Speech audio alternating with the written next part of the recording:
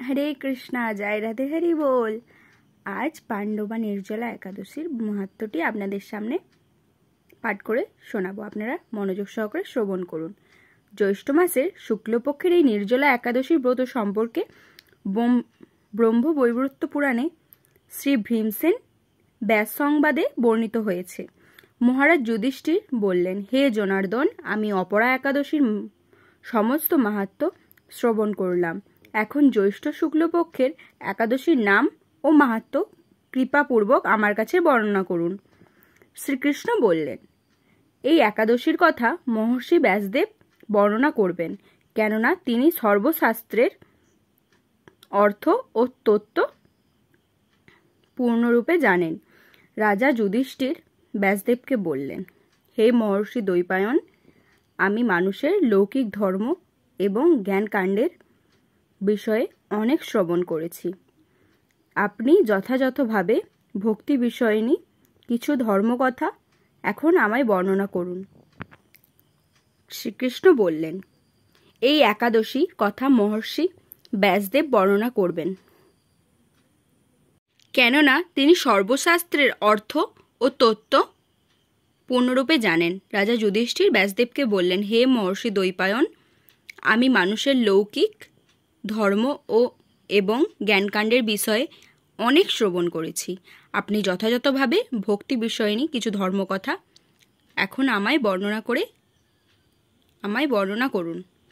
শ্রী ব্যাসদেব বললেন, হে মহারাজ, তুমি যেসব ধর্মকথা শুনেছ, এই কলিযুগের মানুষের পক্ষে সে সমস্ত পালন করা অত্যন্ত কঠিন, যা সুখে সামান্য খরচে অল্প কষ্টে সম্পাদন করা যায়, অথচ মহাফল প্রদান করে এবং সমস্ত শাস্ত্রের সারস্বরূপ। সেই ধর্মই কলিযুগের মানুষের পক্ষে করা শ্রেয়। সেই ধর্মকথাই এখন আপনার কাছে বলছি। উভয় পক্ষের একাদশী দিনে ভোজন না করে উপবাস ব্রত করবে।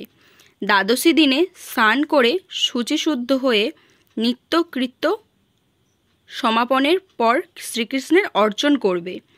এরপর ব্রাহ্মণদেরকে প্রসাদ ভোজন করাবে। অশৌচাদিতেও এই ব্রত কখনো ত্যাগ করবে না। যে সকল ব্যক্তি স্বর্গে যেতে চায়, তাদের সারা জীবন এই ব্রত পালন করা উচিত। পাপকর্মে রত ও ধর্মহীন ব্যক্তিরাও যদি এই একাদশী দিনে ভোজন না করে তবে তারা যমযাতনা থেকে রক্ষা পায়।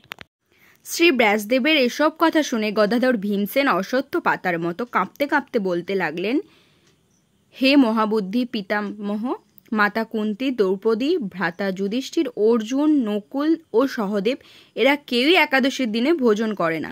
আমাকেও অন্ন গ্রহণ করতে নিষেধ করে, কিন্তু দুঃসহ ক্ষুধা যন্ত্রণার জন্য আমি এই উপবাস করতে পারি না।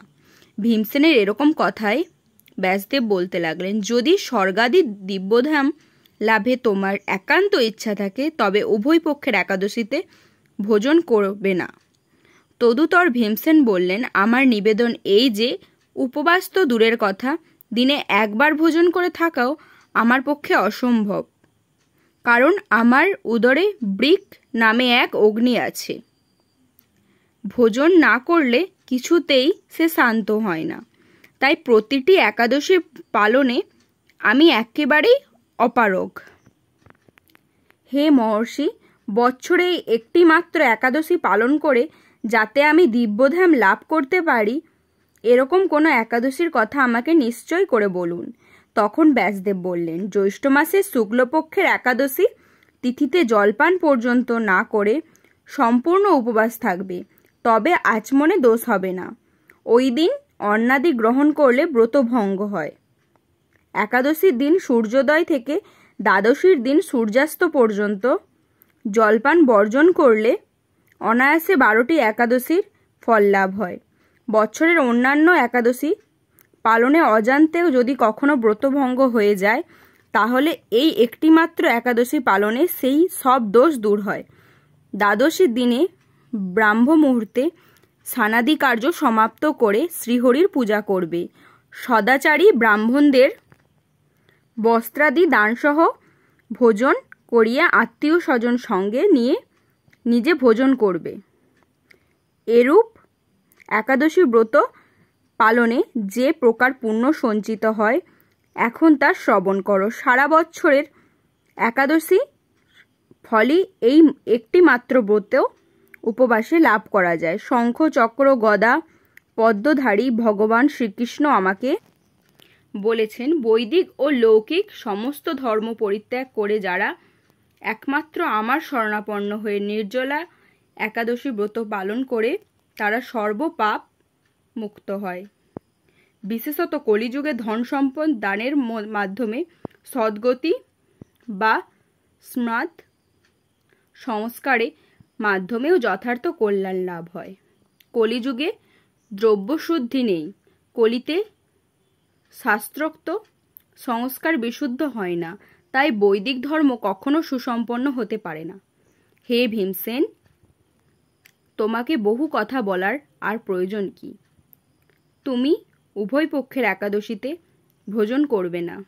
যদি তাতে অসমর্থ হও তবে জ্যৈষ্ঠ মাসের শুক্লপক্ষের একাদশীতে অবশ্যই নির্জলা উপবাস করবে। এই একাদশী ব্রত ধনধান্য ও পূর্ণদায়িনী।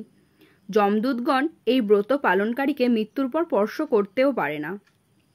পক্ষান্তরে বিষ্ণুদূতগণ তাকে বিষ্ণুলোকে নিয়ে। শ্রী ভীমসেন ওই দিন থেকে নির্জলা একাদশী ব্রত পালন করতে থাকায় এই একাদশী পাণ্ডবা নির্জলা বা ভীমসেনী একাদশী নামে প্রসিদ্ধ হয়েছে। এই নির্জলা একাদশীতে পবিত্র তীর্থের স্নান, দান, জপ, কীর্তন ইত্যাদি যা কিছু মানুষ করে তা অক্ষয় হয়ে যায়। যে ব্যক্তি ভক্তি সহকারে এই একাদশী মাহাত্ম্য পাঠ ও শ্রবণ করে তিনি বৈকুণ্ঠ ধাম প্রাপ্ত হন। হরে কৃষ্ণা, জয় রাধে, হরি বল।